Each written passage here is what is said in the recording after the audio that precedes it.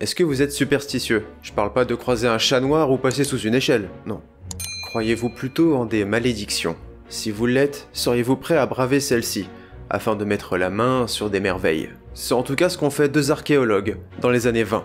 Désireux de trouver la tombe d'un mystérieux pharaon, ceux-ci ont déclenché sa malédiction. Alors si aujourd'hui je vous parlais de la malédiction de Toutankhamon, ça vous intéresse? Dans cette vidéo, et pour la première fois sur la chaîne, je collabore avec Elgil, une chaîne YouTube où vous retrouvez des histoires mystérieuses et paranormales. Alors si vous appréciez mon contenu, vous aimerez forcément la chaîne de Elgil. Et maintenant, place à la vidéo. Allez, générique.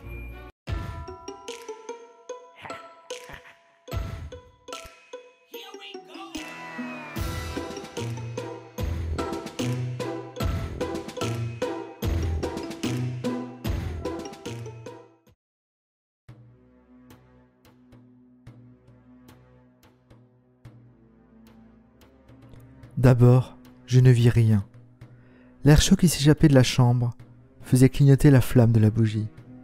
Puis, à mesure que mes yeux s'accoutumaient à l'obscurité, des formes se dessinèrent lentement, d'étranges animaux, des statues, et parfois le sentiment de l'or. Novembre 1922. Après plusieurs années de recherches infructueuses, Howard Carter parvient à trouver la tombe du pharaon Toutankhamon. Tout commence début 1900 quand Lord Carnarvon, un riche aristocrate britannique passionné de courses de voitures, se blesse à bord de l'un de ses véhicules. L'accident est assez grave et commence alors pour l'homme une longue convalescence. Convalescence durant laquelle il va se trouver plusieurs nouvelles passions, comme la photographie, l'archéologie, l'égyptologie et Fortnite. J'en fais toujours trop. Le climat froid et humide de l'Angleterre accentue les douleurs de l'aristocrate, et son médecin lui conseille alors qu'un climat plus chaud et sec lui serait bénéfique, et cela est une révélation. Il ira en Égypte et mettra sa fortune à profit, afin d'y effectuer des fouilles. Sur place, il va se lancer avec enthousiasme.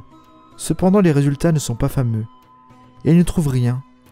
Il va alors faire appel à quelqu'un de compétent. Pour le soutenir dans sa tâche, un certain Howard Carter, égyptologue et archéologue, britannique lui aussi.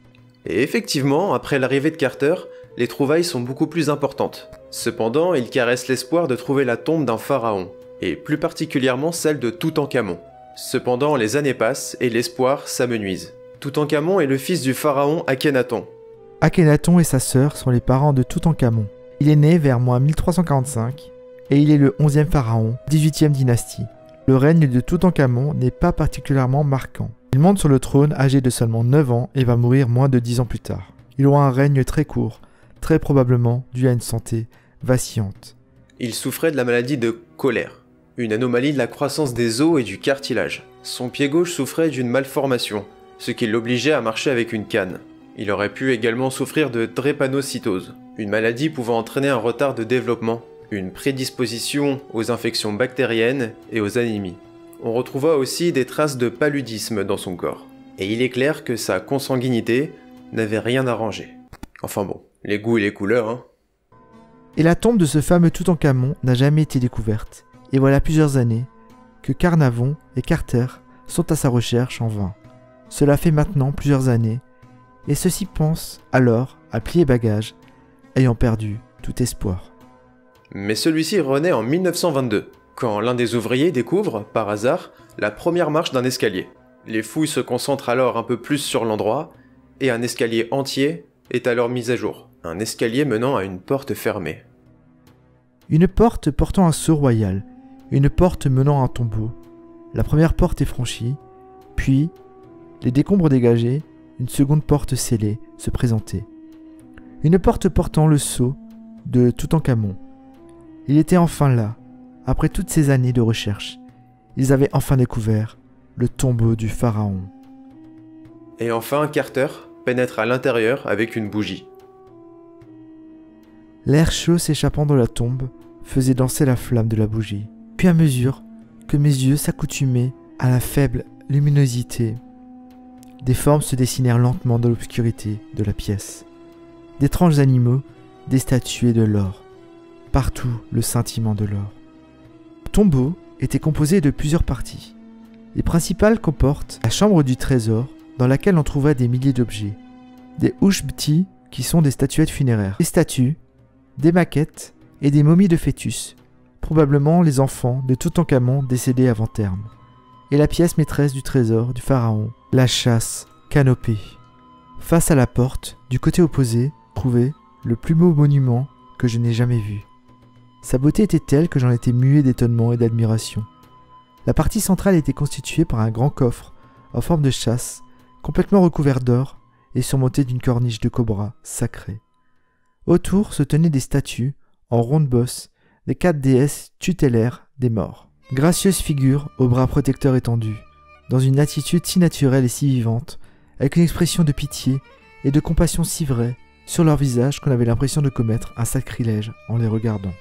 Dans ce coffre se trouvaient les canopées où étaient mises les viscères du pharaon, l'antichambre dans laquelle on retrouve des vêtements, des meubles, des chars, des objets de toilette, des armes ou de la nourriture, et l'annexe dans laquelle on retrouve de la vaisselle et des ushepti. Et enfin, la chambre funéraire.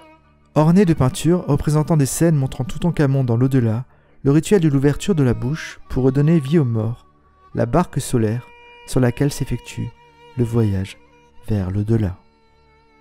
Mais ce qui frappe Carter en premier, c'est la lueur étincelante d'un gigantesque sanctuaire doré qui occupait presque l'entièreté de la pièce. À l'intérieur de celle-ci, il y en avait encore 2 autres qui contenaient un sarcophage en granit rose, dans lequel on trouvait un cercueil, qui contenait un cercueil, qui contenait un cercueil. Et c'est dans ce dernier cercueil, entièrement en or, que l'on retrouve la momie du pharaon Toutankhamon. La momie était ornée de centaines de bijoux et son visage était recouvert de son célèbre masque en or. Et parmi les objets étonnants qu'on peut retrouver sur la momie du pharaon, on peut citer une dague qui a la particularité d'avoir des origines extraterrestres. J'adore quand vous me regardez bizarrement. En effet, le métal, utilisé pour forger la lame, vient bel et bien d'une météorite. Sa composition indique que les éléments la composant proviennent de roches du système solaire, venant régulièrement s'écraser sur Terre. Howard Carter et Lord Carnarvon venaient de faire la découverte la plus importante de leur siècle. Et pourtant, leurs ennuis allaient bientôt commencer. Carter avait emporté avec lui en Égypte son canari de compagnie. Seulement, quelques heures avant la découverte du tombeau, celui-ci est dévoré par un cobra. Le cobra étant le symbole des pharaons, et ce, à une période où le cobra se fait très rare.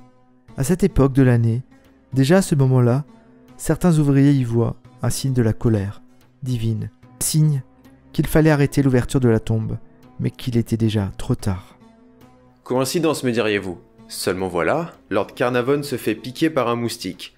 La piqûre s'infecte, et celui-ci meurt d'une septicémie. Et il est dit qu'au moment de sa mort, une panne de courant générale aurait frappé la ville du Caire. Et c'est comme ça que peu à peu, les personnes ayant participé à l'ouverture de la tombe, ou simplement celles étant venues la visiter, meurent de fièvre ou de pneumonie. On va compter comme cela pas moins d'une dizaine de décès. C'est là que la rumeur de la malédiction de Toutankhamon prend forme. La presse s'empare de l'affaire et la dévoile au monde entier. Les décès liés de près ou de loin sont scrutés par la presse, font les gros titres. Un archéologue par-ci, un proche des premiers visiteurs par-là, la malédiction de la momie fascine et fait vendre des journaux. Les années passent et le nombre de victimes qu'on relie à la malédiction s'élève au nombre d'une trentaine. En même temps, vous me direz, en plusieurs décennies, c'est normal que des gens meurent. Oui, mais la coïncidence fait qu'à chaque fois qu'une personne interagit plus ou moins avec le destin de la momie, il passe l'arme à gauche. Comme le radiologiste qui a radiographié la momie du pharaon, ou le directeur du département des antiquités égyptiennes, au musée du Caire, qui va subir une hémorragie cérébrale, après avoir signé un accord pour exposer le trésor du pharaon au Petit Palais à Paris, tout comme son successeur, qui signera un accord pour exposer le trésor du pharaon, cette fois-ci à Londres, qui trouva la mort peu de temps après. Alors, coïncidence? Ben... peut-être.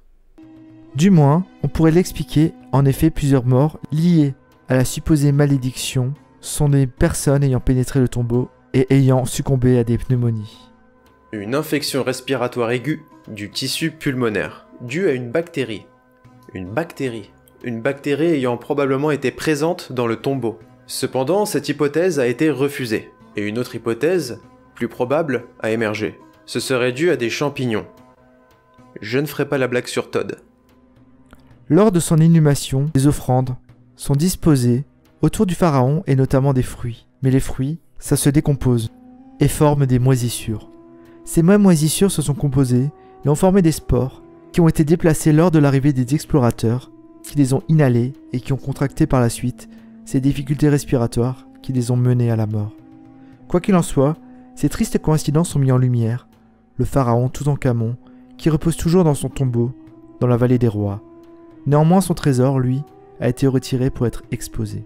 Et récemment, de nombreuses pièces de celui-ci sont parties en restauration, afin de rejoindre le grand musée égyptien qui ouvrira ses portes, très prochainement, non loin des pyramides de Gizeh, à l'occasion du centenaire de la découverte de la tombe du pharaon Toutankhamon. Il sera le plus vaste musée d'égyptologie du monde, et on pourra admirer le trésor si longtemps désiré par Carter et Carnarvon, et ce, sans subir la colère de la momie. Enfin, je crois. Cette histoire aura marqué l'histoire de l'archéologie et de l'égyptologie de par sa singularité. Notamment le fait de découvrir une tombe en aussi bon état, avec son trésor gardé intact, mais elle marquera par son étrangeté également. La malédiction du pharaon va imprégner la culture populaire, en commençant par la littérature, comme Arthur Conan Doyle, le papa de Sherlock Holmes, ou bien Agatha Christie, la maman de Hercule Poirot, qui écrira en 1923 l'aventure du tombeau égyptien. Puis ce sera au tour du cinéma de rendre hommage à la légende de cette malédiction. On pourra notamment citer le film La momie, sorti en 1999, où un groupe d'archéologues pénètre le tombeau d'une momie et déclenche sa terrible malédiction, très librement inspirée de notre fait divers du jour. Alors, champignon tueur, simple coïncidence ou véritable malédiction de la momie, quelle est votre hypothèse? N'hésitez pas à en faire part en commentaire. C'est tout pour la vidéo, on se retrouve pour une prochaine et surtout, attention à votre canari. Je remercie encore une fois Elgil d'avoir participé à la vidéo. Je vous invite donc à aller voir sa chaîne et ses nombreuses vidéos sur le thème de l'étrange et du paranormal. Je suis très content de pouvoir commencer à collaborer avec d'autres youtubeurs.